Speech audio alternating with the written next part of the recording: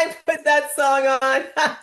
I just played it and she was like dying laughing. And I was like, Hunter, these girls are not, they don't have your back. They're not for you. They're not for you. And sometimes we got to bring humor and we got to like Yeah. lighten it up, got to make, jest sometimes of what is otherwise feels like these really serious things. But the bottom line is not everybody is for you. So don't give your all to situations that where people are not reciprocating or interested in feeding you, right? So that's the number one thing that I just really want her and the girls that we work with to like tap into, you know. That's a really hard lesson, especially when they're in independent schools. Like my daughter has experienced harm every single year, and nothing that she hasn't bounced back from. It's taught her lessons along the way. But at the same time, she's only there with 24 other girls that she's been with for 7 years. That is her whole world. When they're in school, that is their world. And Mhm. nothing exists almost outside of that. So we've had to navigate these weird, very mean girl friend groups, you know? And I've had to say to her, that girl's not your friend. And my daughter will say, well, who else am I going to be friends with? And she's Mhm. absolutely correct. So she's learning, and I hate that our kids have to learn how to code switch so early, but she's Mhm. already learning how to be friends and laugh in school and then leave school and be like, that's not my friend. Mhm. That breaks my whole heart. But Yeah. it's life. Yeah.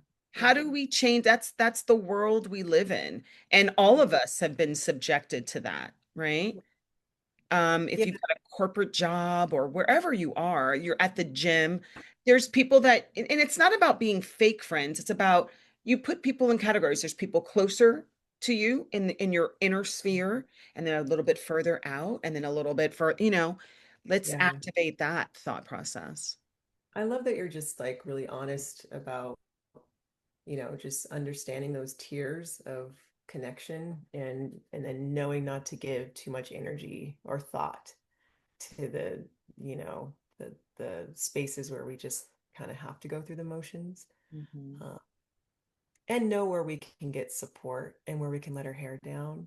I think she's as long as she's got that, you know, I think as long as we have like sisterhood and places where we can just kind of, breathe, I Yeah. think we can manage. That's always important.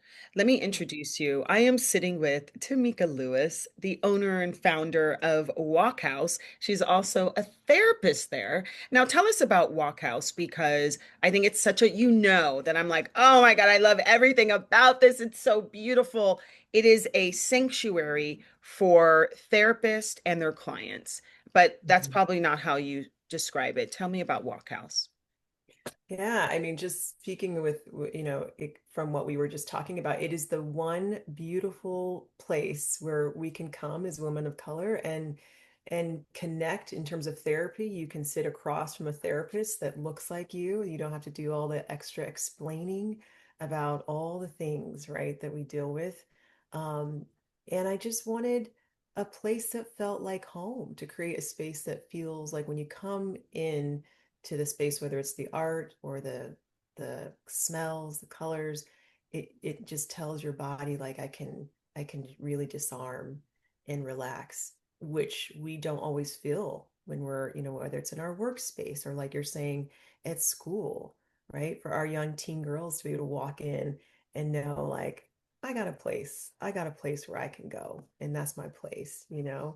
That's the real mission. So yeah. Wow, you have been open for a year or Yep. longer. Our doors February 2024. Wow.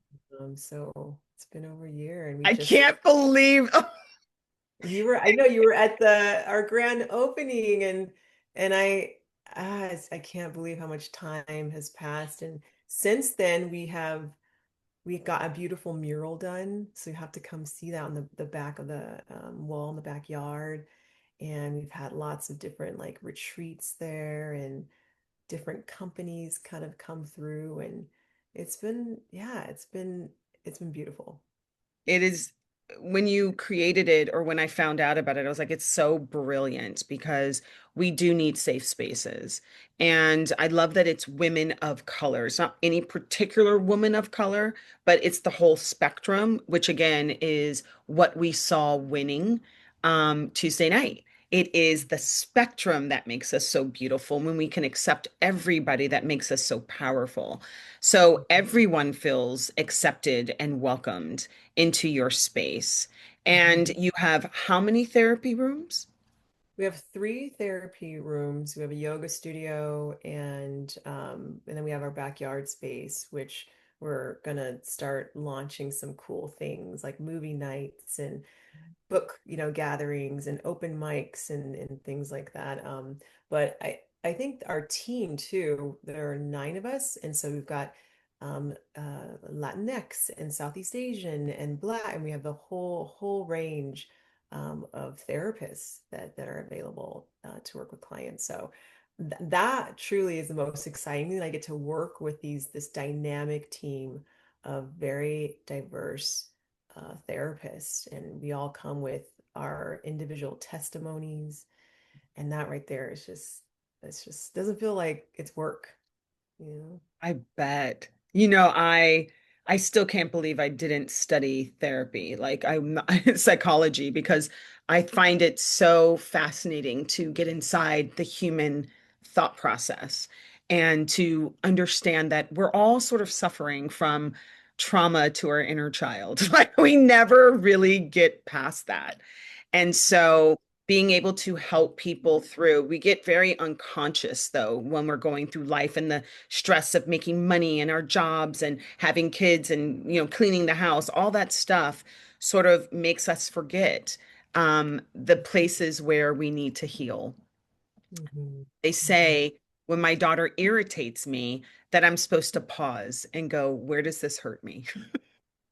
Where does this hurt the Mm. little Tanika? What about this is triggering the inner Tanika? Yeah. Yeah, that's so funny you say that because the other day I had to put myself in emotional timeout. Because sometimes as moms, like we are doing so many different things, and so that one thing can happen that sends you over the edge, and Mhm. you become flooded, and you're ready to lash out at any and everything in the first person that's kind of in front of you. And I had to I think the most beautiful thing about healing is just awareness, when you can see what's happening and you can name it. And like you said, take a beat. And I was like, Tamika, we got to go in emotional, we got to go into the corner. And I thought about like the little girl part, my inner child part, like literally going and just sitting and having a little breather so that she could recalibrate and know that it's not about all these people or whatever. Like we really needed to get to the root of what she needed in that moment, you know, and then tend to her and then come out, you know. Yeah. The magic sauce right there. Yeah. Why do you think more than ever therapy is important for people of color? Um, I don't know. I felt like a kind of reaction to that because the onus too often is on us. Like the pathology is not on us entirely in terms of what the things that we're battling. I do think that as people of color, what we're dealing with is the residue of structural issues, Sure. right? But now we carry the weight of it as if like we're problematic. Mhm. So I think what's different about being a practice that is, culturally responsive and plugged in is we don't start with the pathology of the individual. We start with the pathology of the environment. And Mhm. if our environments were healthier and more conscious, then we actually would be able to move more in our element, and we wouldn't maybe be so drained and depressed and anxious. right? Um, and so I love the work of Trisha Hersey, because she talks about rest is resistance, Mhm. and let's take back our like capacity to just be at ease and rest and breathe and not feel like we have to be doing the most to try to fix. And, I'm tired of that being our battle cry. It's not our battle cry. Other folks got to do some work too. You better preach, and which is the reason why I wasn't out in the streets on No King's Day, because I feel like I've done the work that I needed to do for this moment. And Yeah. it's time for the people that we kept trying to convince of the truth. It's time for them to do a little work because we screamed, we shouted, we begged, we were on our hands and knees, and we got disrespected. So, Yeah. And we are still a people that will love and serve and tend to and nurture in ways that are like unparalleled. mhm, You that's who know, we are. that's who we are. It, it gets really tricky too because when you have kids, they have a lot of questions, right? And well, why are they like this? My daughter is now triggered by the cross. Hmm. So she's been acknowledging that since this school year has started, more and more kids are wearing crosses. And she has a visceral reaction. And I said, but darling, okay, we have to separate the cross from MAGA. Hmm. The cross is not synonymous with MAGA. Well, what is it? Like, that's all she knows. All she knows is that Christianity is harmful right now, or the idea of Christianity, or how they have tainted Christianity is very harmful to her right now, and her people. And so I keep saying, well, God has nothing to do with those symbols and those totems, like at all. But I don't understand. She just, her 11-year-old brain doesn't even want to go to church, doesn't want to talk about God, doesn't want to. And so we're going through that because of how it has just been it's been marginalized to the point it has been, uh, oh my God, they've just taken it over and have destroyed this beautiful idea of community worshiping God, right? Yeah. Mm. That's tough. How do you, yeah, how do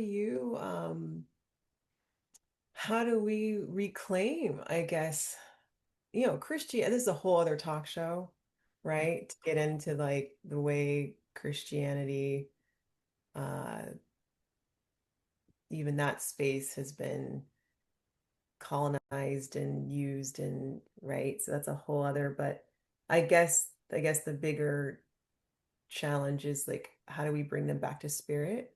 Mhm. How do we bring our kids back to spirit, which is like the core, Yeah. right? So I guess, yeah, I'm curious for you, like how do you, because that we do want them to be connected in that way, right? In kind of the divine.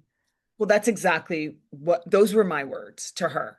It's not about a doctrine or particular religion, a particular sect, because I don't live there myself. Yeah. It's about personal connection with source, universe, God, Allah, Yeah. whatever you want to call it. Right. And I think that is such an out there